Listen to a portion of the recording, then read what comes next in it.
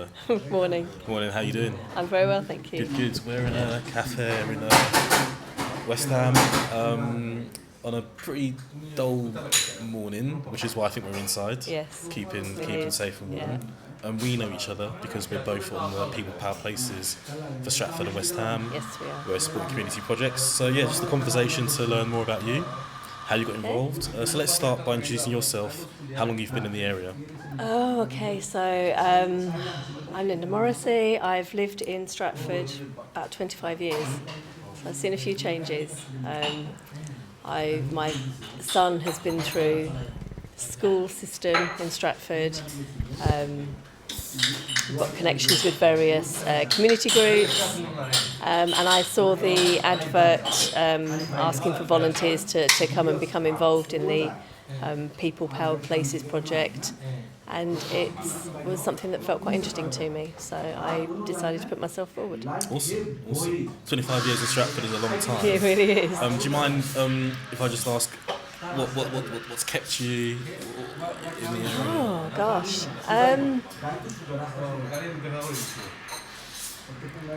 I think Newham offers a lot of different things. I've got some great friends and some great connections, which has kept me. I think the changes after the Olympics, I felt very lucky to live here. You know, rather than Stratford. Stratford was always a good place to commute out to travel out to. But actually, after the Olympics, we had such great new facilities. It was also a place that other people travelled into. So it felt quite lucky to live here. And I suppose I've never really had a reason to move away. I mean, why would you? Best part of East London. Yeah. So Yeah. Now onto the People Power Places. We've been talking before about your interest in it. So Yes. maybe just give us why you got involved. What was it about the participation exercise that attracted you? So I already have an involvement in the charity sector. I have worked previously I was a trustee, and I now work for a charity in the charity sector, obviously. And so I felt that I could. Let's just get your chocolate here. Thank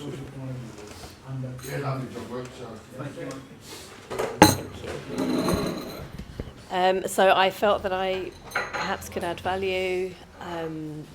A lot of voluntary groups have lots of enthusiasm and they have some great ideas, and I felt that I could bring perhaps the more practical side, the contract side, the governance side, budgeting. Maybe I could offer support in those areas to those groups. I was also attracted by the way the project is structured, so that it invites the communities to help determine the priorities in their area and to select the group, the projects that are successful to receive that money. And then there's also, because it's done over 2 years, with the opportunity to see the changes take place. So we can see the successful projects, and we can see the various stages that they go through as they spend the money and deliver their projects. And so it just felt like an exciting project to get involved in. Amazing. So talking about community participation in civil life and development, why is that important to you? I mean, it might be obvious to some, but why is it important to you?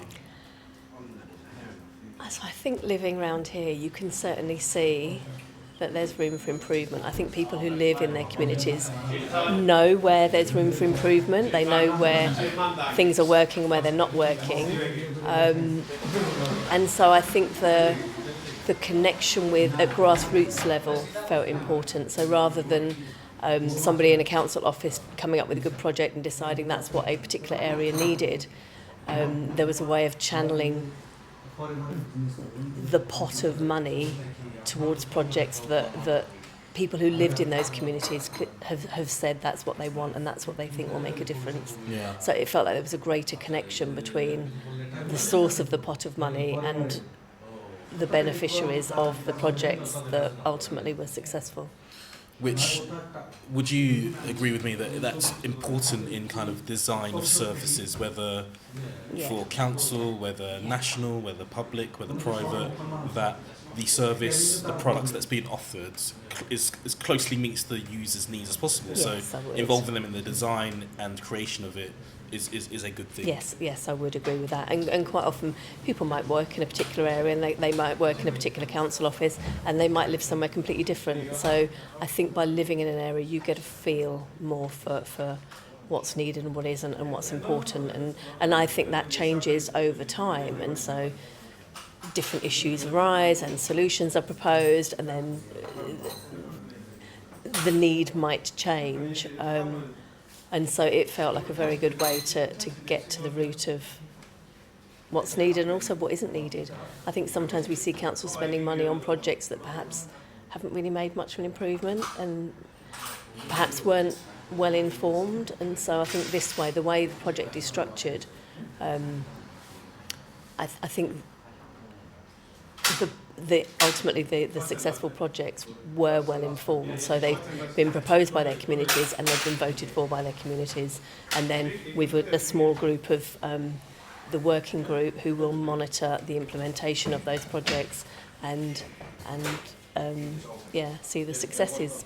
Yeah, I want to take that thought exercise a little bit further and see if you think that's possible to do it on a bigger scale. So. And maybe bringing some experiences in the charity sector. Do you think it's possible to have community participation on national scale? I mean, maybe even keeping it locally, so not just in the Stratford West Ham area, but let's take, for example, a constituency. So you might know that West Ham is changing from West Ham as a single constituency to West Ham and Beckton. And so as this new community forms, how do you ensure communities participate? Do you think it's possible to have that on a And I on a think bigger it level? is, and I think to a certain extent that already happens, where particular interest groups come together to give themselves a louder voice. I would suggest that perhaps West Ham and Beckton are quite different areas, different communities with different challenges, so it would be important for the voices of a number of interest groups across those areas to be heard. But I think it does already happen. I mean, there are various charities formed for people with particular interests or particular challenges, and they come together and they campaign and they lobby to make their voices be heard. Yeah. Yeah. And do you think technology can play a role in that? Yeah. Yeah. I mean, we saw that during COVID. We saw Zoom facilitates meetings and bringing people together in a way that, scheduling a meeting on a Wednesday night and people have got to travel to come to a particular venue. I think it's actually easier now for interested groups to come together and to share views and to collaborate by the use of technology. Yeah. Coming back to People Power Places, are there any particular projects that you've seen that you're interested in, or areas of thematic areas within the projects that will really pique your interest? Yeah, I mean, there were some projects that I kind of read and I thought, well, it's a no-brainer. The council should be funding these kind of services anyway. I mean, we've got a number of wellbeing cafes. We've got the Warm Hub at Carpenters and Docklands. They feel like they fall well within the remit of what I would expect the council to be funding anyway. So certainly the project at Carpenters and Docklands, it ticks so many boxes and it reaches so many people. And Carpenters and Docklands has been established for a long time. My son went to after-school club there, so even my knowledge of it, I've been aware of Carpenters and Docklands for a long time. And so I was very pleased to see that project had been successful. Like I say, we've got a number of wellbeing cafes, bringing people together, tackling isolation, giving a voice to people. I mean, Newham is a very, very diverse borough, and bringing people together so that they feel less isolated and that they can share interests and they can, talk about their heritage or whatever challenges they're facing. So we've got a number of those projects that have been successful. So and also there's a couple of projects that are making better use of outdoor space. And I think again during the pandemic I think we all saw the importance of having access to outdoor space and making good use of outdoor space. So there are a number of projects that feel very exciting and I think will deliver some real visible benefits to people who live in those areas. Well, you've been a very diplomatic Stratford and West Ham working member group person, because you've not named any, but you've touched on lots of areas there. So I'd love to see the named ones actually once we publicise them. Could I just touch on your work in the charity sector? So keeping on your personal experiences in East London, 25 years in East London, lots of experience seeing change happen. What does the future look like for you with the charity sector? Is it under big strain as it is nationally with, cost of living crisis? So my experience is only of national charities. Okay. But I think that the challenges are across the board. So the cost of living crisis is, it impacts charities. It impacts charities' abilities to raise money. It attracts. I think it impacts on the ability to attract volunteers as well, because a lot of people at the moment, if they've got 2 jobs, they don't have the energy to give their time for free to a charity. They're using that time to generate an additional income to pay their bills. So I think that it is difficult for charities at the moment. I do think modern technology helps in the sense that meetings have become cheaper. We don't have to pay for room hire. We don't have to pay for travelling expenses or catering. It's much easier to arrange a meeting and get people to dial in. So that's made things easier.